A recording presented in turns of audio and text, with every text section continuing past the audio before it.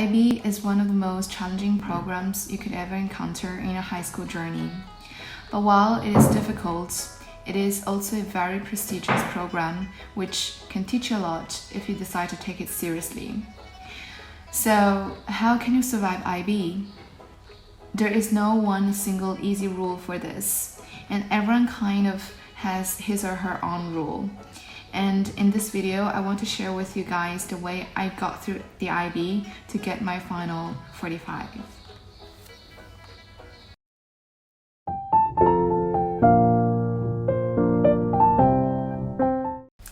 Hi everyone, welcome back to my channel. I am Emmy. So if you're new, hello. I am a recent IB graduate who has recently got my IB final results. I got a 45 out of 45, which is a perfect score according to the IB program. And in this video, I just want to share with you guys about the strategies that I used to get my 45. Although the strategies are very personal and everyone is different, but I still hope that they can somehow help you and inspire you a little bit. So if you're interested, then continue to watch and don't forget to subscribe.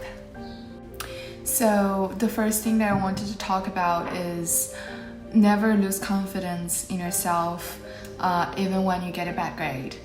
So I got my first 4 in Italian paper 1, which is awful. But I kind of never took it seriously, or rather personally. I think this is the tricky part. Sometimes you have to admit your errors and correct them, but some other times allow yourself to attribute the causes of this bad grade to some other external factors such as the weather and your teacher's mood, etc., etc. I know this might sound a little bit weird, but I promise it works. I think it is much better to wrongly attribute the causes of a failure rather than to lose confidence in yourself, because the causes of a failure can always be re-examined, but it is really difficult to gain back your confidence once it is lost. I admit that that 4 made me very disappointed, but it did not make me believe that I cannot write good essays in Italian, even if Italian is not one of my strengths. So I thought it might be because of teacher's mood, because everyone in my class got really bad grades at that essay. So I kind of, with this kind of thought, I freed myself from the prison of 4 and just kept moving forward. So in IB, you will face a lot of failures, and I think until you learn how to deal with failures and how to deal correctly with failures, you cannot receive success, because it is through failures that we grow and we become a better self. And this is very important because to be good at anything, you have to have that level of self-efficacy, the belief that you can actually do something. If you lose that, even if you have that potential, you will not be able to use it to the full point.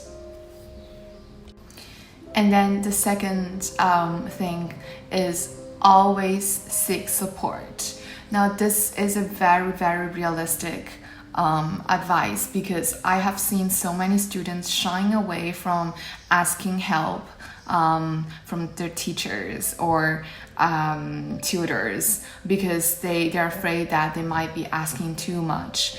Now there are some IB restrictions on how much the teachers should intervene in a particular assessment, but if you're asking too much, then your teachers would remind you. But until that point, just ask for help. So I am probably one of the most annoying students for my teachers, because I'm always asking questions and support. So for essays, IAs, lab reports, anything, whenever I felt I needed support, I would ask for it. Because I feel it is much better to feel embarrassed by being reminded of the IB restrictions than to miss out the chance of obtaining some useful information that might dramatically change the quality of your work. If you're constantly feeling that you're asking too much and therefore shy away from seeking support, then I think you are actually shying away from success. So until the teachers remind you of the IB restrictions, go for it. Just go for it. I have been reminded by my extended essay advisor so many times that her responsibility is only to help me through this writing process, but not actually giving me some more in-depth advice.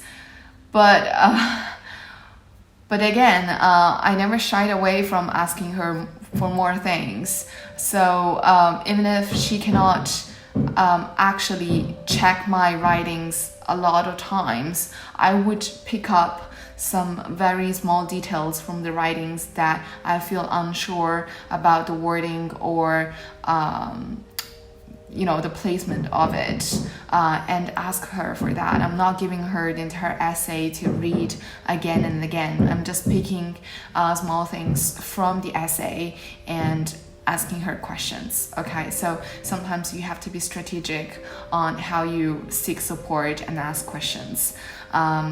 If, of course, you can't just throw a bunch of writings to your advisor and ask him or her to correct it for you. That's not possible, but you can always find some other ways to allow your advisor to actually help you. So the third thing that I want to talk about is the power of not yet. Now, I have come across this term in a TED Talk that I have watched a few years ago, I guess, and I just found it really, really powerful. Now, it is very often for you guys to fail at some point during IB because IB is difficult. And even if you put a lot of effort and energy in it, it does not always go as you want. Now, for example, for all people who take Math HL and even sometimes SL, you might have come across a very, very difficult math problem that you just feel, I can't solve this. But instead of immediately determining that you are not able to solve this, think of not yet. You're not unable to solve the problem. You're just not ready for it. Now, I think all of you might have heard of the term growth mindset, which is super important for doing well in any sort of things. Things can change, so do abilities. Your abilities are not fixed. So if you believe your abilities can grow, they will grow. So this is the power of not yet. The next time you come across a super difficult problem that you're not able to solve at time one, then just leave it out, do something else, or go to find some similar problems to practice, and then come back to the problem at time two, and you might as well find that you can do it now. And that is the power of not yet. Believing that you're just not ready for it, and it does not have anything to do with your inability, your smartness. It's just about time. This type of thinking is really important in IB because it kept me not giving up. Because whenever you feel like you're unable to do something, then the desire to give up would grow really, really strong. But when you think it is just not the time right now, then that really keeps you moving. And never doubt yourself. Now, the fourth thing to keep in mind is practice. Now, this might seem to be a very, very simple advice, but I can tell you it is the one that requires most of the time and energy. Practice does not make perfect, but I can tell you, if you do not practice, then you're really far away from success. Practice also means sometimes going crazy with math problems, spending like 3 to 4 hours per day on practicing math. Well, you don't have to do that every day, but I'm just giving you an idea of what practice really means. It's not just like 10 minutes a week, because it is through practice that we become familiar with the assessment at hand. And it is through practice we can learn our mistakes and correct them and make sure that we do not make it the next time. And it is through practice that we learn. So, I mean, if I go to my to where I put all my notebooks, you can find that the exercise book that I have are about twice as much as my notebook, so where I take my notes.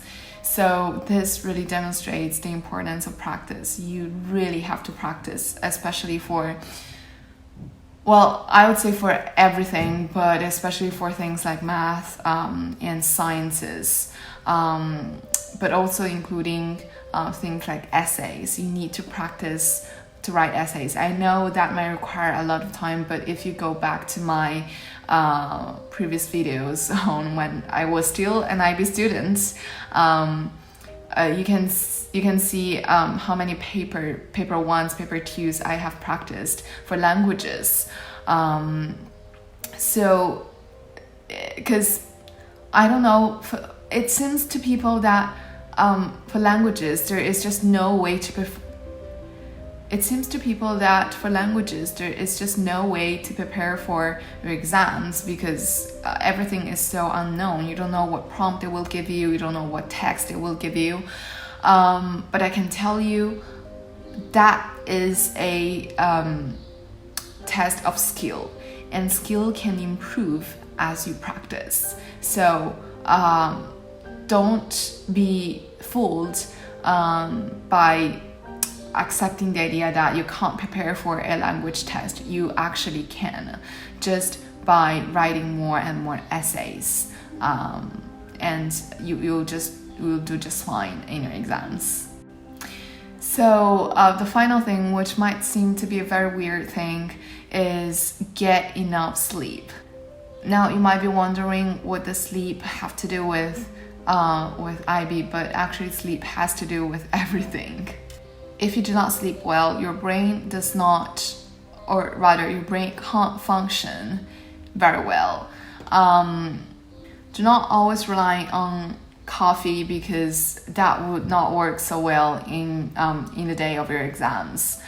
By getting good sleep, you're doing a huge favor to your brain and to your body, because that means they can function properly to help you to be at the best arousal point in order to perform to your full potential during an exam. Now, getting enough sleep also requires you to plan things ahead, to get things done before you get to sleep. So just don't stay too late until night and before the day of the exam, because that does not help. So according to psychology, it is through sleep that our short-term memory gets transferred into long-term memory.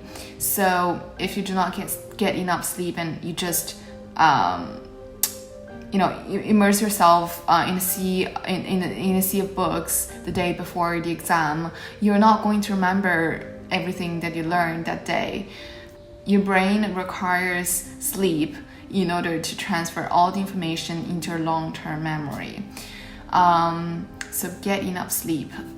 That's the reason why I always go to sleep at 10. And especially the day before the exam, your brain really needs a very good relaxation before it can get up and fight for you. So I have thought a lot before filming this video and writing down my transcript about what are the really essential tips that I can give you guys at this time that I have got my results and finished my IB journey. And I have seen a lot of other videos on how to get a 45 in IB. And I didn't want to repeat the same thing they have said. So I kind of approached this topic from a psychological point of view, but there are some very practical advices as well. I have reflected a lot on what are the things that actually got me to get a 45. But at the end, I came to this answer, and the answer is I don't really know, because human beings are just so complex. Our performance is a very complex behavior and phenomenon that is both influenced by nature and nurture. So we cannot change our nature. So we're trying to right now work to change our nurture or our environment, our behavior, in order to get what we want. Success is not an accident though. It really requires you to put in your heart and time into this specific thing you're doing. There is not one single rule for getting a 45 in IB, and I'm not saying that after watching this video you can actually get a 45 in IB, because it is simply not that easy. Everyone is different and everyone lives in a different way. So here I have listed the 5 things that I think are the most important for me. So I truly hope this video has somehow helped you, and I really wish you the best of luck in your IB journey.